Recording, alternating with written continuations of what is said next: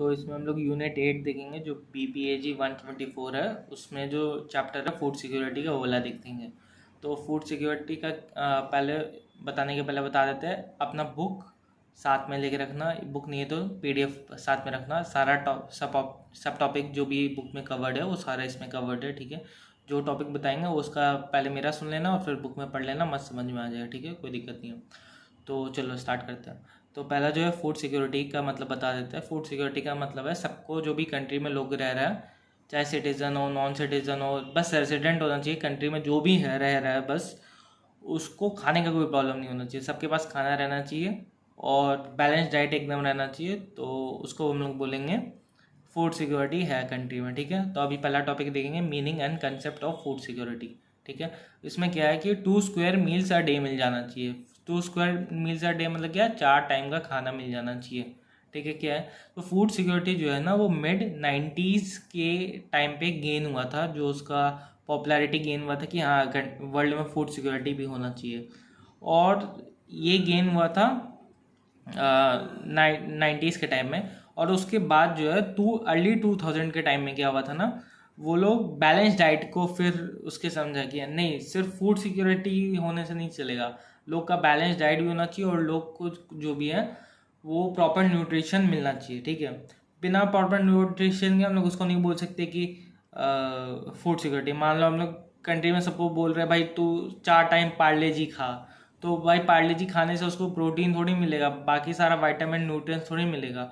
तो उसको हम लोग नहीं बोल सकते कि हम लोग कंट्री में फूड सिक्योरिटी और हम लोग सबको पार्ले जी खिला रहे हैं, तो वैसा नहीं होगा। सबको हम लोग को दूध दही मक्खन घी सब कुछ देना पड़ेगा, तो फिर होगा कि बैलेंस डाइट बनेगा, फिर हम लोग बोलेंगे हाँ फूड सिक्योरिटी है, ठीक है। देखो जो ये है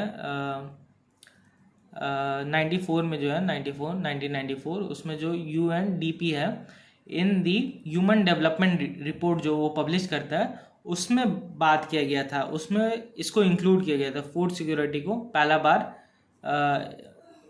94 में इंक्लूड किया गया था। और क्या हुआ था कि जो 96 में जो है उसको फूड सिक्योरिटी को रीडिफाइन किया गया था। रीडिफाइन जैसे हम लोग अभी बताया कि बैलेंस डाइट होना चाहिए, अच्छे से होना चाहिए। और 2001 में जो अभी हम बात किए उसमें सोशल वर्ड भी ऐड किया गया कि सोशली ये जो एक सोशल प्रॉब्लम है, ठीक है, सोशल प्रॉब्लम है। तो ये हो गया, मतलब हम लोग का समझ में आ गया कि भाई सबको खाना पीना मिल जाना चाहिए और जो है बैलेंस डाइट वैलेंटाइन सबको मिल जाना चाहिए, ठीक है। उसमें ये एग्जाम में आएगा तो हम लोग यही लिखेंगे कि फूड सिक्योरिटी है। फूड सिक्योरिटी का आगे आगे एक्सप्लेन कर रहा है। तो ये है बैकग्राउंड, ठीक है। 4 टाइम का खाना, बैलेंस डाइट, सारे न्यूट्रिएंट्स, किसी का माल न्यूट्रिशन नहीं रहना चाहिए, सबको प्रॉपर न्यूट्रिशन मिलेगा, पूरा प्रॉपर डेवलपमेंट होगा ह्यूमन बॉडी का, तो उसको हम लोग फूड सिक्योरिटी बोलेंगे, ठीक है। अब हम लोग बोलेंगे फूड इनसिक्योरिटी क्या होता है। ये तो हो गया फूड सिक्योरिटी। फूड इनसिक्योरिटी क्या होता है, तो what is food insecurity? Food insecurity is कि इनवॉलेंट्री, वॉलेंट्री मतलब होता है कि अपने मन से, और इनवॉलेंट्री मतलब बिना मन के, बिना मन का shortage of food due to economic constraint. Economic constraint मतलब पैसा का प्रॉब्लम के कारण जो भी इनवॉलेंट्री शॉर्टेज हो रहा है। जैसे इनवॉलेंट्री क्यों बोला गया ना, कि जैसे मान लो कुछ रिलीजन होते हैं, जैसे जैन लोग होते हैं, ठीक है, उसमें क्या होता है कि वो लोग कभी कभी फास्ट टिल डेथ करते हैं कि अब हम खाना नहीं खाएंगे, अब हम फास्ट करते करते स्टाव होते होते ही मर जाएंगे, ठीक है।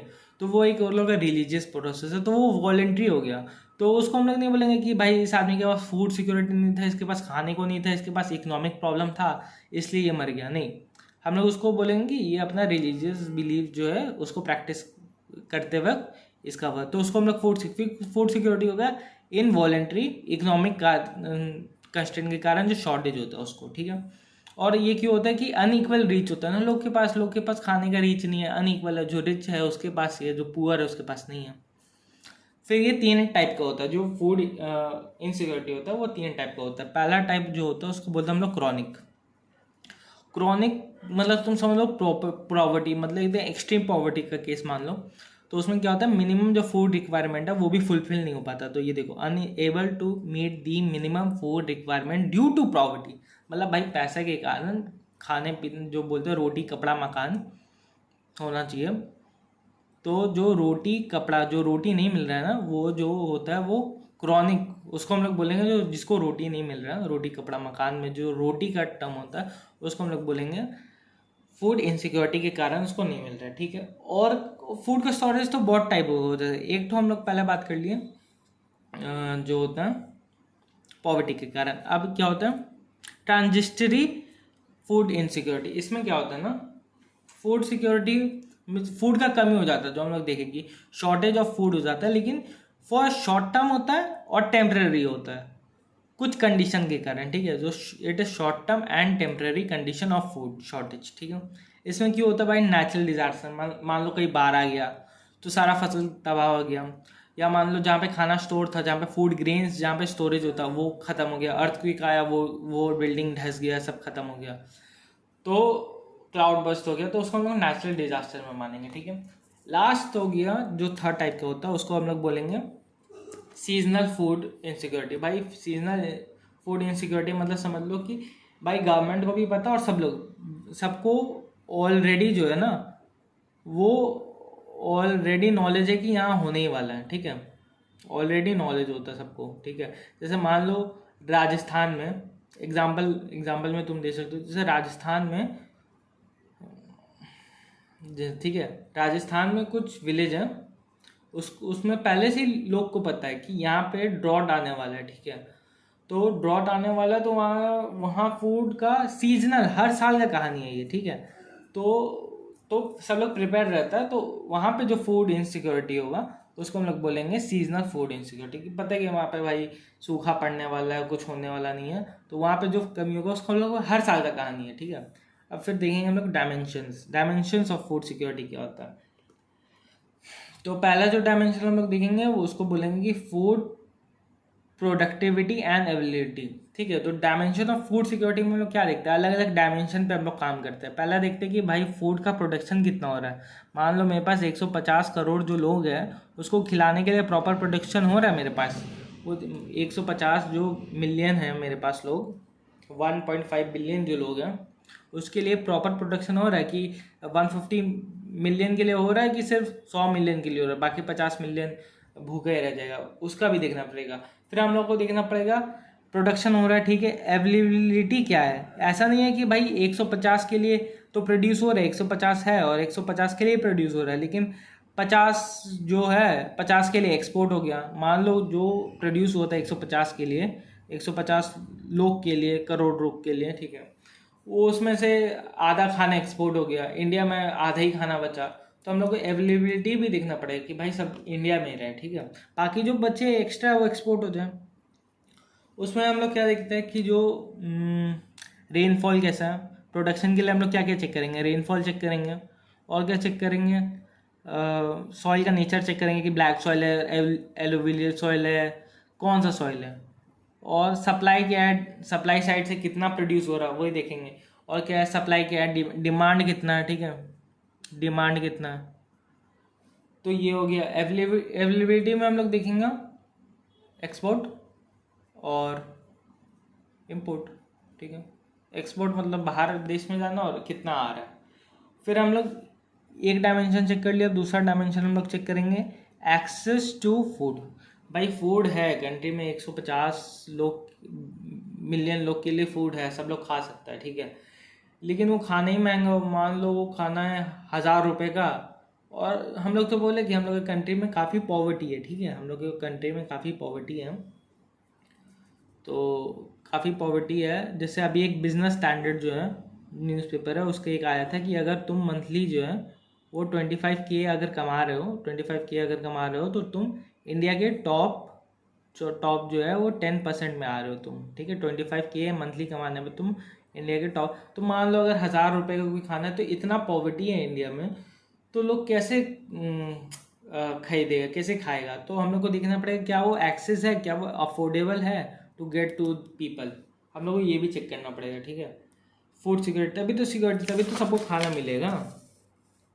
और क्या देखना पड़ेगा, और देखना पड़ेगा फूड यूटिलाइजेशन, ठीक है। फूड हम लोग जो है फूड उसको यूटिलाइज कैसे हो रहा है। जैसे समझ लो कि हाउ